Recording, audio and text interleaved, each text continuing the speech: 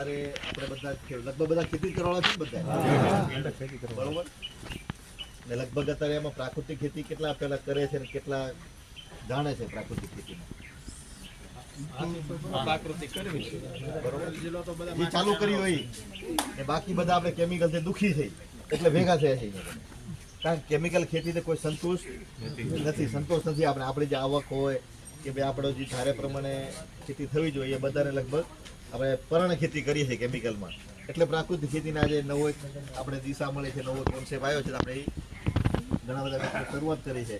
એ બધા આપણે શરૂઆત કરવા માંગીએ છીએ એવું જ છે ને બધાને બરોબર ને ઘણી બધી ભૂલો હશે એમાં આપણે આવા પ્રવાસો કરીએ તો ઘણું બધું જાણવા મળે ભલે આપણે 100% પ્રાકૃતિક ખેતી કરતા હોય કોઈ બી છે તો મારો નિયમ છે કે તમે ગમે એના ફાર્મમાં જશો ને ભલે પ્રાકૃતિક ખેતી કરતા હોય તમને કાંક નવું ત્યાંથી મળશે કારણ કે એ આપણી ખેતી 100% માનતા મારું મત પ્રમાણે પણ ચોક બીજા જઈએ ને તો એ ત્યાંથી કોઈ ખેતી એવી વસ્તુ છે ને જિંદગીભર શીખવાનું જ છે હું પરિપૂર્ણ થઈ ગયો છે એવું કોઈ માનવું જ નહીં કાંક ને કાંક પ્રકૃતિ દર વર્ષે નવું આપતી હોય નવું કંઈક ચેન્જ આવતો હોય તો અત્યારે આપણે પ્રાકૃતિક ખેતીના જે બધા સિદ્ધાંતો 5 આયામો આપણે કાલે સમજ્યા છીએ બધાને સમજ સારા બેઝ ઉપર આપેલી છે અમને તો એમાં જે પંચસ્તરીય મોડલ છે આપણે કે એમાં જે આપણે પંચસ્તરીય મોડલ બાગબારી મોડલમાં અત્યારે આપણે પ્રાકૃતિક ખેતીની અંદર જે સુભાષ પાલેકરનો જે 12 લાખથી 10 લાખ 15 લાખ સુધીના અલગ અલગ એટીએમ મોડલ કે ઘણા બધા કામ છે અલગ અલગ બધા આપણે જાણીએ છીએ તો આપણે આ પાછળનું મારું ફાર્મ છે ખારેકનું ફાર્મ છે આ 2016નું વાવેતર કરેલું છે ખારેક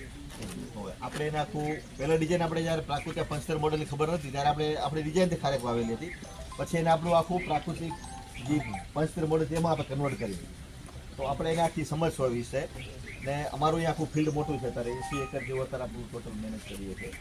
તો એની અંદર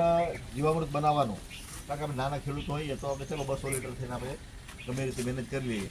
એટલે આપણી ડિઝાઇન છે મારી જે તકલીફો મેં આખી એમાં શેર કરી આખી કરી છે એ આપણે તકલીફો જીવામૃત બનાવવા માટે થઈને કેવી રીતે આપણે કન્ટિન્યુઅસ ચાલે એ આપણે એક ડિઝાઇન છે આખી આપણા બુદ્ધિ પ્રમાણે આપણા આઈડિયા છે આખો પ્લાન્ટ બનાવ્યો છે મોટો કે ભાઈ એક જ માણસ બધાને લેબરને પ્રોબ્લેમ બધાને જ છે મને છે તમને છે બધાને પ્રોબ્લેમ આવે જ છે તો એ આવનારા સમયમાં પ્રોબ્લેમ દિવસે તો ઘટવા નથી વધવાના જ છે તો કેવી રીતે ઓટોમેશન આપણે જીવામૃતની અંદર કરી શકીએ છીએ કેવી રીતે ઓટોમેશન આપણે ઉપર તરફ વળી એના હું ડિઝાઇનમાં એ તમને આપણે બતાવું છું એક જ માણસ છે દરરોજનું 5000 લીટર જીવામૃત બનાવે ગાળાએ ને ડ્રીપમાં જતું રહે આખી એનું એક પાણી વોશિંગનું બી પાણી ધોવાનું પાણી છે એ બી આપણે બગડે નહીં ને આખું ખેતીમાં વપરાય એ તમને આપણે ડિઝાઇન બનાવી પહેલાં આપણે એ સમજશું પછી આખું પંચસ્તર મોડલ આપણે સમજશું બરોબર બે વિષય ઉપર આપણે આગળ વધશું તો હવે આપણે બધા જશું આપણે પેલો પ્લાન્ટ સમજી લઈએ આખું જીવામૃતમાં ઘનજીવત બને છે આખું ને આપણો જે વેસ્ટ છે એ બી આખું વસ્તુ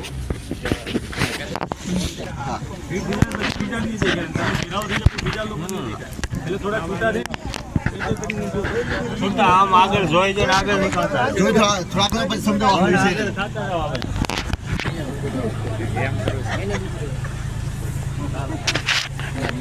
આપણે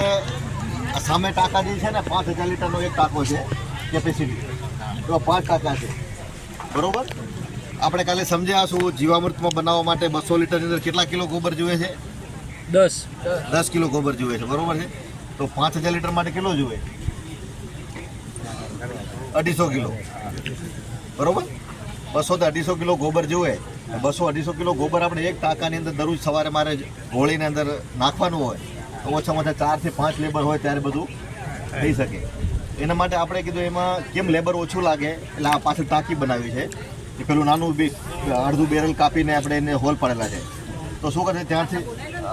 પેલો અમારા ગૌશાળાવાળો છે દરરોજ એને ગોબર ઉપાડવું પડે વાસીદું એ ત્યાંથી પેલી આર્બન ગાડી છે લઈને આવી સીધામાં નાખી દે થઈ જશે મારો જે માણસ સ્પેશિયલ રાખેલો છે એ શું કરશે પાવડર ગોબર ટાંકી નાખતો હોય મોટરની પ્રેશર મારશે એટલે ગોબર બધું એમાંથી ઓગળી ને સીધું જતું રહેશે અંદર ને કોઈ કાંકરો કોઈ કચરો ગાયનો ઓગટ કે પેલું રાડું કે આવેલું હોય ને બધું અંદર રહી જશે બરોબર એટલે પ્યોર ગોબરમાં બધું ગળાઈને ટાંકીને જતું રહેશે આખું એટલે 250 કિલો ગોબર ગાળતા એને વધીને 15 મિનિટ થાય બરોબર મોટરની પ્રેશર અંદર બાજુમાં મોટર છે ફૂલ પ્રેશર રાખે એટલે પાણી તો જોઈએ ટાંકીને અંદર ગોબર નાખતો હોય પાવડા એટલે તરત જ 15-20 મિનિટમાં બધું કામ ફિનિશ થઈ ગયું પછી એની અંદર ગોળ નાખવાનો આવે બરોબર ગોળ સાંજે શું કરે એમાં 10-15 કિલો ગોળ નાખવાનો થાય તો સાંજે ડોલમાં મૂકી દેશે આખું રોડું જમે એટલે સવારે અંદર ખાલી નાખવાનું રહે હવે જેટલું ગોબર જોઈએ એટલું ગૌમૂત્ર જોઈએ મારી ટાંકી છે અંડરગ્રાઉન્ડ પાછળ છે ગૌશાળાની. ત્યાંથી જો ડોલો ભરી ભરીને એ નાખે તો એ આપણે હઈએ ત્યારે પૂરેપૂરી નાખે કે ના હોય તો 2 ડોલો નાખે તો શું ખબર પડે આપણે. બરોબર છે. તો આપણે એના માટે મોટર ગોઠવી દીધી. અહીંયા બટન દબાવે એટલે અહીંયા સીધી જો પાછળ નળી મૂકેલી છે, એ સીધું ગૌમૂત્ર અહીંયા આવી જાય, ખાલી ડોલો જ ભરવાની રહે એમને. ખાલી નળી આમ કરીને અંદર એટલે 250 કિલો ગૌમૂત્ર સીધું અહીંયા આવી જાય. બરોબર. પછી લોટ નાખવાનો થાય, એ બધું ઓગાળી સીધું અહીંયા જ નાખવાનું. એટલે વડ નીચે પેલા મારો વડલો હતો, એમાં ગયા વર્ષે આગળ વાવાઝોડું આવ્યું ને જોઈને હજી પેલું થડિયું પડી છે જેનો બહુ મોટો આખો ગેગુર આ જગ્યા એમાં પડી ગઈ. નહીં એટલો વડલો હતો 30 વર્ષ જૂનો, એ આખો પવર વાવાઝોડામાં પડી ગયો. એટલે બધું અહીંયા વસ્તુ થઈ ગઈ. પછી સીધી મોટર ચાલુ કરશે. એક મડપંપ છે આખો, એ મડપંપ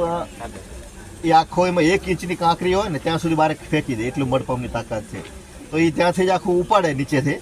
ઉપાડીને પાછું જો બાજુમાં તમે જોશો ને બેન્ડ મારેલું છે, એનો વાલ ખોલી દઈએ આપણે. એટલે અહીંયાથી ઉપાડશે ત્યાં અંદર પાછું ત્યાં ફેંકવાનું.